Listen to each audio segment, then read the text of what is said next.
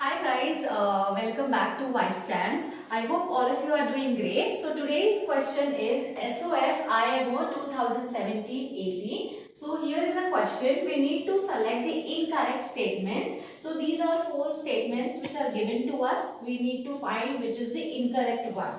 So let's look at each statement one by one. The first one says the greatest number that exactly divides 63 and 84 is 21. So first of all, it says here it's written greatest. So whenever there is a word written greatest, we will always be finding out the HCF. So HCF is what? Highest common factor. So we will be calculating HCF of 63 and 84. So let's quickly calculate HCF of 63 and 84 here. So since I know 63 and 84 both are divisible by 3, so I will be starting dividing them by 3. So 3 2 6, 3 1 3, 3 2 6, 2 3 8, 24.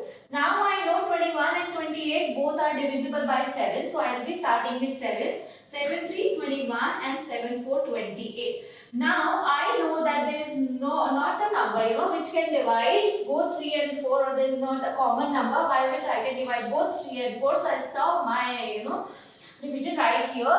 So now 7 and 3 will be my factors. And the product will be 21. That means the HCF of 63 and 84 is coming out 21. That means this statement is absolutely correct. The greatest number that exactly divides 63 and 84 is 21. Let's look at the next statement. It says the factor of a number is an exact divisor of that number. Let's talk about 4 here. Okay, let's take a number 4 here. Now, what can be the factors of 4? 2 is one of the factor of 4, right? So now if I divide 4 by 2, I will be getting 2, right? And again 2 is a factor of 4. So that means this statement is true. That means a number is an exact divisor of that number, a factor of that particular number. So that means this statement is also true. Now comes the third statement. The smallest number that is exactly divisible by 12, 14, 18, 22 is 2. Is it?